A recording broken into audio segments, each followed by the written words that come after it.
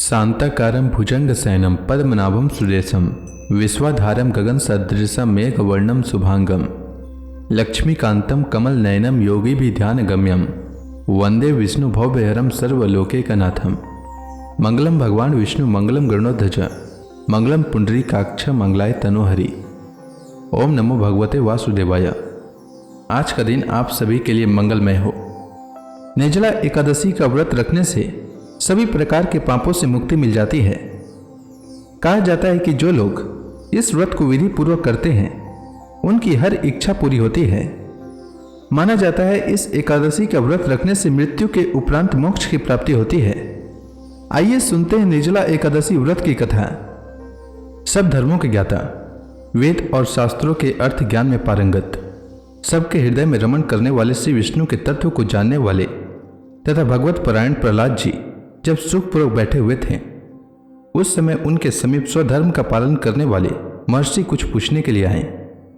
महर्षियों ने कहा, प्रहलाद जी, आप कोई ऐसा साधन बताइए जिससे ज्ञान, ध्यान और इंद्रिय निग्रह के बिना ही अनायास भगवान विष्णु का परम पद प्राप्त हो जाता है।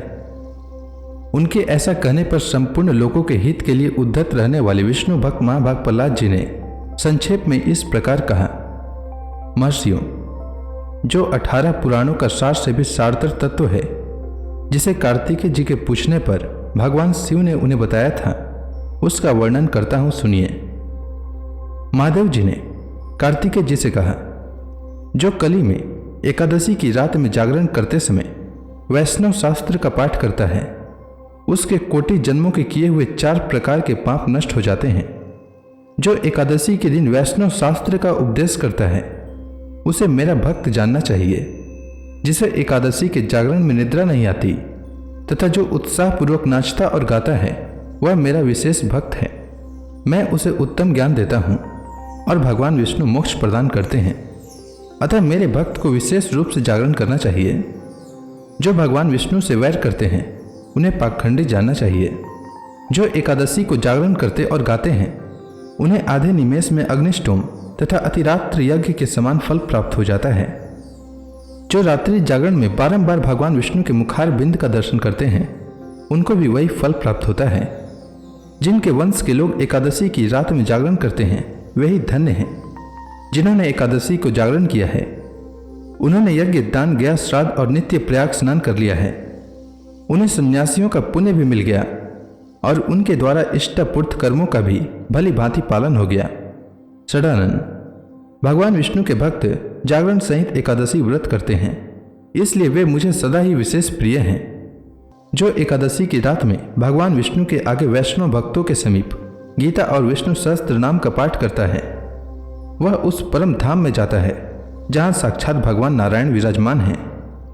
जो श्रीहरि के समीप जागरण करते समय रात में दीपक जलाता है उसका पुण्य 100 कल्पों में भी नष्ट नहीं होता। जो जागरण काल में मंजरी सहित तुलसी दल से भक्ति पूर्वक भगवान श्रीहरि का पूजन करता है उसका पुनः इस संसार में जन्म नहीं होता। स्नान, चंदन, लेप, धूप, दीप, नैवेद्य और तांबुल यह सब जागरण काल में भगवान को समर्पित किया जाए तो उससे अक्षय पुण्य होता है। कार्तिकेय, जो भक्त मेरा ध्यान करना चाहता है वह एकादशी की रात्रि में श्रीहरि के समीप भक्ति पूर्वक जागरण करे। एकादशी के दिन जो लोग जागरण करते हैं उनके शरीर में इंद्र आदि देवता आकर स्थित हो जाते हैं। जो जागरण काल में महाभारत का पाठ करते हैं वे उस परम धाम में जाते हैं जहां सन्यासी महात्मा जाया करते हैं। जो उस समय श्री रामचंद्र जी का चरित्र 10 कंठवध पढ़ते हैं वे योग वेताओं की गति को प्राप्त होते हैं। जिन्होंने श्रीहरि के समीप जागरण किया है उन्होंने चारों वेदों का स्वाध्याय, देवताओं का पूजन, यज्ञों का अनुष्ठान तथा सब तीर्थों में स्नान कर लिया। श्री कृष्ण से बढ़कर कोई देवता नहीं है और एकादशी व्रत के समान दूसरा कोई व्रत नहीं है।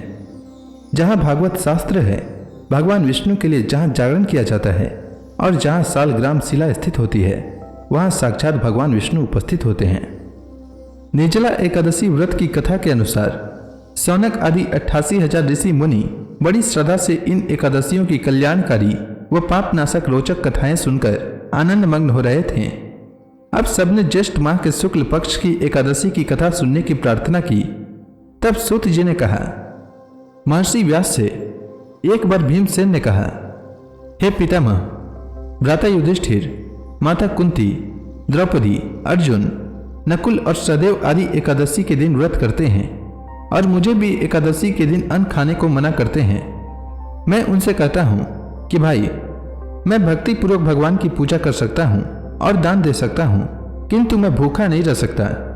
इस पर महर्षि व्यास ने कहा, हे भीमसेन, वे सही कहते हैं। शास्त्रों में वर्णित है कि एकादशी के दिन अन्न नहीं खाना चाहिए। यदि तुम नरक को बुरा और स्वर्ग को अच्छा समझते हो तो प्रत्येक माह की दोनों एकादशियों को अन्न न खाया करो।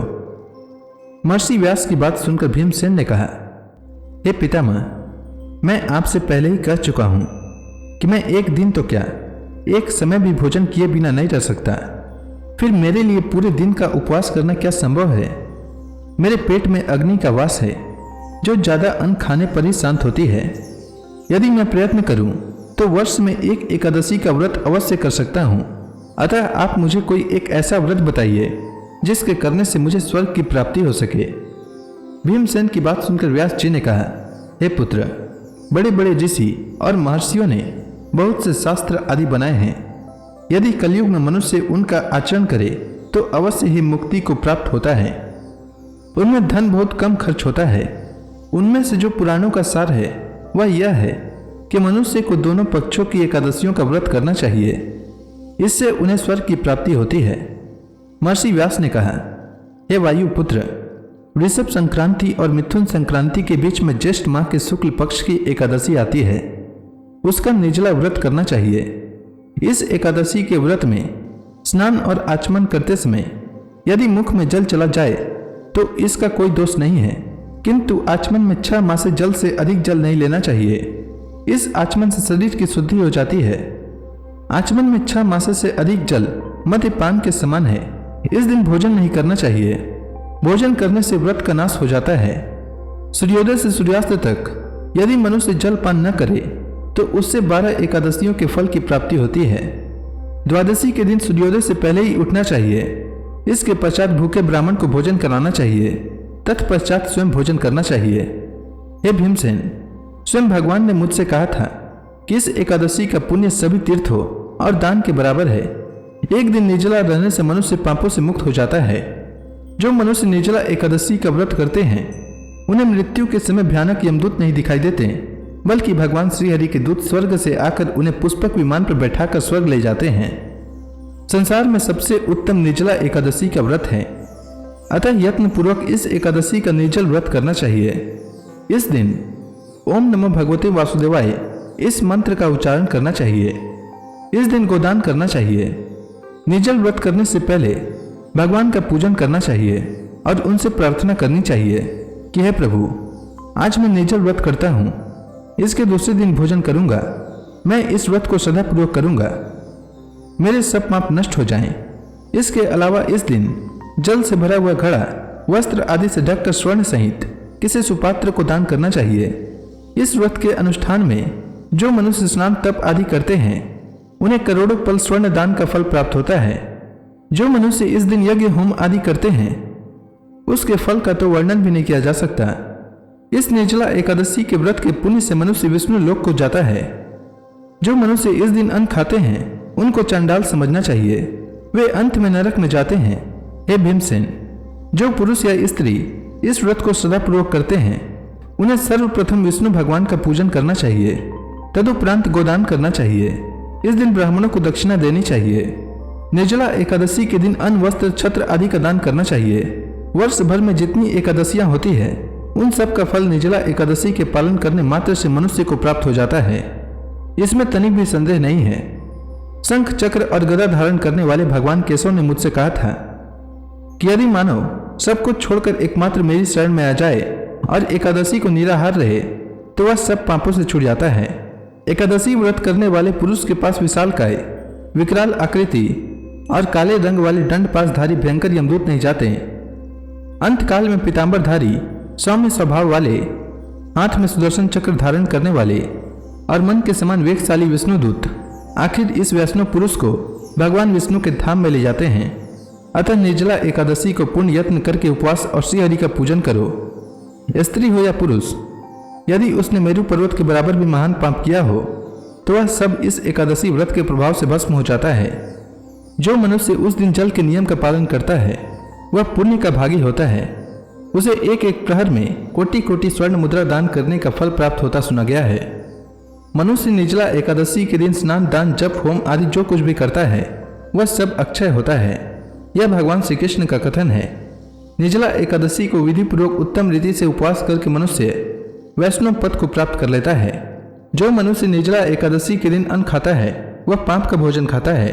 इस लोक में वह चांडाल के समान है और मरने पर दुर्गति को प्राप्त होता है। जो ज्येष्ठ के शुक्ल पक्ष में एकादशी को उपवास करके दान करेंगे वे परम पद को प्राप्त होंगे। जिन्होंने एकादशी को उपवास किया है वे सभी पापों से मुक्त हो जाते हैं। हे कुंती पुत्र, इसलिए तुम निर्जला एकादशी का व्रत करो। इस प्रकार व्यास जी की आज्ञा अनुसार भीमसेन ने इस एकादशी व्रत को किया। इसलिए इस एकादशी को भीमसेनी या पांडव एकादशी भी कहते हैं। जो मनुष्य इस कथा को प्रेम पूर्वक श्रवण करते हैं वे भी स्वर्ग के अधिकारी हो जाते हैं। तो प्रेम से बोलिए भगवान विष्णु की जय, श्री कृष्ण भगवान की जय, समस्त देवी देवताओं की जय। एकादशी के दिन एकादशी व्रत कथा के साथ ही 11 माता की कथा भी अवश्य सुननी चाहिए। इससे व्रत का पुण्य फल प्राप्त होता है। तो आइए सुनते हैं 11 माता की कथा। एकादशी भगवान विष्णु की साक्षात शक्ति है। जिस शक्ति ने उस असुर का वध किया है जिसे भगवान भी जीत पाने में असमर्थ थे, उस शक्ति के आगे मनुष्य के पाप रूपी असुर भला कैसे टिक सकता है। जिस शक्ति ने देवताओं के कष्ट को हर कर उन्हें सुख दिया वह प्राणी मात्र को क्या नहीं दे सकती। सुख, समृद्धि, शांति और मोक्ष समस्त सुख सहज ही प्राप्त हो जाते हैं। 11 माता की भक्ति में इतनी शक्ति है कि जिसके प्रभाव से मनुष्य को सहज ही सभी प्रकार के सुख प्राप्त होते हैं और अंत समय में मोक्ष की प्राप्ति होती है। 11 माता की कथा के अनुसार सतयुग में एक महाभयंकर दैत्य हुआ करता था। उसका नाम मूर था। उस दैत्य ने इंद्र आदि सभी देवताओं पर विजय प्राप्त कर उन्हें उनके पद से हटा दिया। तब इंद्र ने भगवान शंकर से प्रार्थना की, हे भोलेनाथ, हम सब देवता मूर दैत्य के अत्याचारों से दुखी होकर मृत्यु लोक में अपना जीवन व्यतीत कर रहे हैं। राक्षसों के भय से हम बहुत दुख और कष्ट भोग रहे हैं। मैं स्वयं बहुत दुखी और भयभीत हूँ। अन्य देवताओं की तो बात ही क्या करें। अतः हे कैलाशपति, कृपा कर आप मूर दैत्य के अत्याचार से बचाने का उपाय बताइए। देवराज इंद्र के प्रार्थना सुनकर भगवान शंकर ने कहा, हे देवेंद्र, आप भगवान श्री विष्णु के शरण में जाइए। मधु कैटभ का संहार करने वाले भगवान विष्णु देवताओं को अवश्य ही इस भय से मुक्त करेंगे। भगवान शंकर के आदेश का पालन करते हुए इंद्र तथा अन्य देवता क्षीर सागर गए, जहां पर भगवान श्री विष्णु शेष शैया पर विराजमान थे।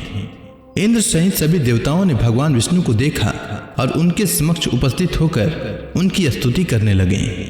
वे कहने लगे, हे तीनों लोकों के स्वामी, आप स्तुति करने योग्य हैं। हम सभी देवताओं का आपको कोटि कोटि प्रणाम है। हे दैत्यों के संहारक, हम आपकी शरण में हैं, आप हमारी रक्षा करें। हे त्रिलोकपति, हम सभी देवता दैत्यों के अत्याचार से भयभीत होकर आपकी शरण में आए हैं। इस समय दैत्यों ने हमें स्वर्ग से निकाल दिया है और हम सभी देवता बड़ी ही दयनीय स्थिति में मृत्यु लोक में विचरण कर रहे हैं। अब आप ही हमारे रक्षक हैं, हमारी रक्षा करें। हे जगन्नाथ, आप हमारी रक्षा करें। देवताओं की करुण पुकार सुनकर भगवान श्री विष्णु बोले, हे देवगणों, वह कौन सा दैत्य है जिसने देवताओं को जीत लिया है। आप सभी देवगण किसके भय से पृथ्वी लोक में भटक रहे हैं। क्या वह दैत्य इतना बलवान है जिसने इंद्र सहित सभी देवताओं को जीत लिया है। तुम निर्भय होकर मुझे सब हाल बताओ।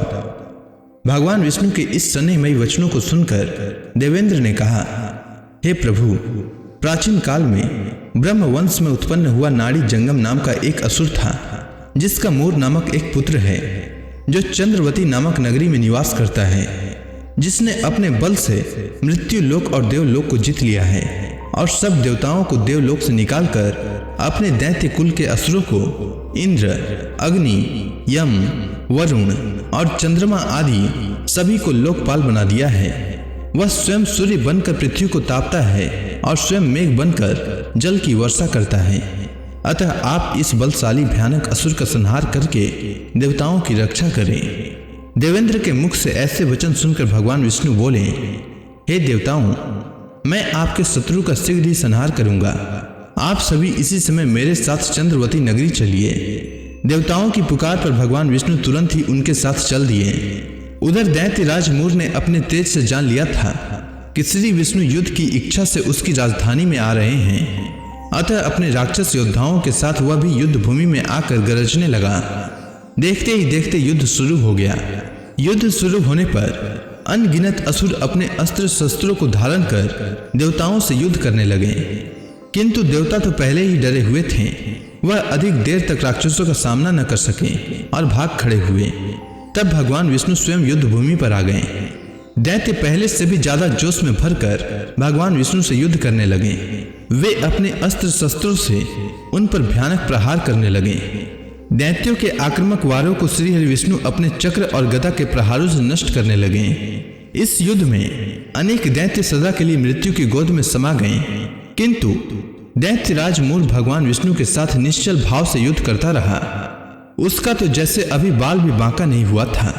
वह बिना डरे युद्ध कर रहा था। भगवान विष्णु मूर को मारने के लिए जिन जिन शस्त्रों का प्रयोग करते, वे सब उसके तेज से नष्ट होकर उस पर पुष्पों के समान गिरने लगते। अनेक अस्त्र शस्त्रों का प्रयोग करने पर भी भगवान विष्णु उससे जीत न सके। तब वे आपस में मल्ल युद्ध करने लगे। भगवान श्री विष्णु उस असुर से देवताओं के लिए सहस्त्र वर्षों तक युद्ध करते रहे, किंतु उस असुर से न जीत सके। अंत में भगवान विष्णु शांत होकर विश्राम करने की इच्छा से बद्रिकाश्रम स्थित 38 कोस लंबी एक द्वार वाली हेमवती नाम की एक गुफा में प्रवेश कर गए। उस गुफा में भगवान ने शयन किया।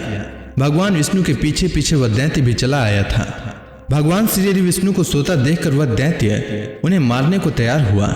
वह सोच रहा था कि आज मैं अपने चीर शत्रु को मारकर हमेशा हमेशा के लिए निष्कंटक हो जाऊंगा, परंतु उसकी यह इच्छा पूर्ण न हो सकी, क्योंकि उसी समय भगवान विष्णु की देह से दिव्य वस्त्र धारण किए एक अत्यंत मोहिनी कन्या उत्पन्न हुई और राक्षस को ललकार कर उससे युद्ध करने लगी।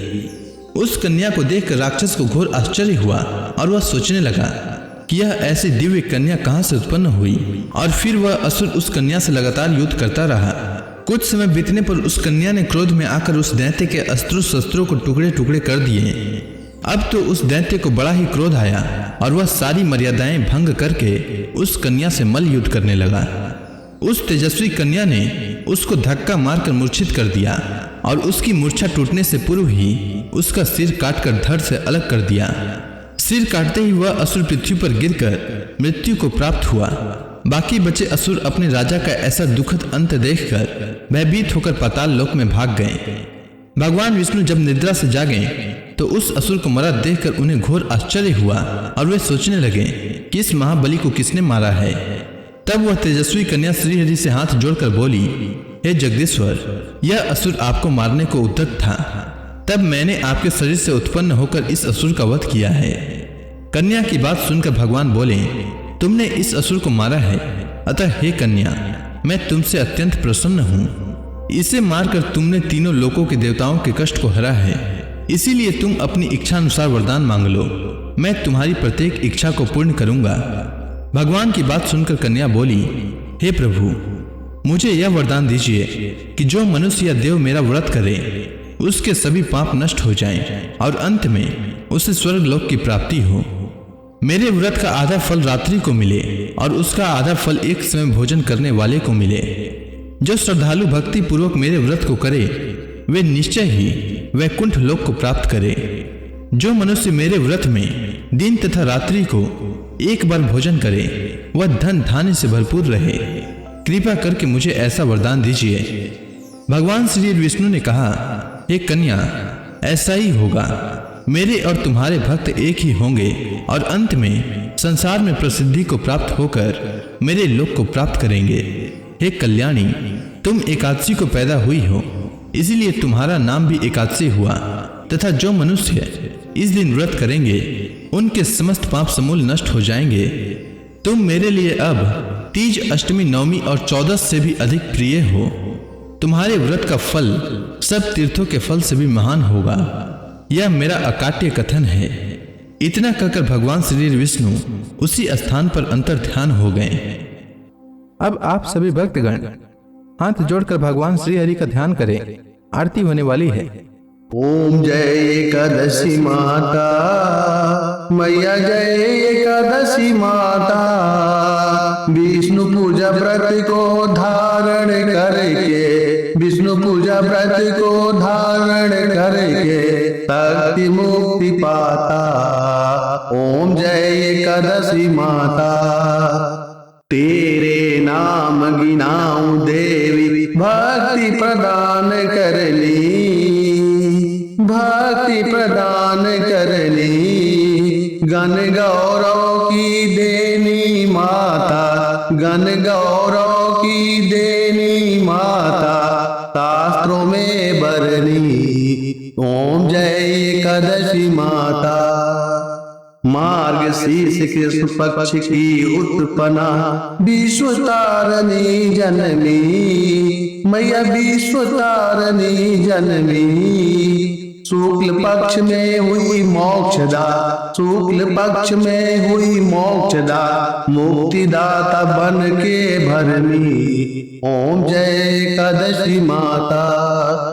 पौष के कृष्ण पक्ष की सफला नामक है, शुक्ल पक्ष में होए पुत्रदा, आनंद अधिक रहे।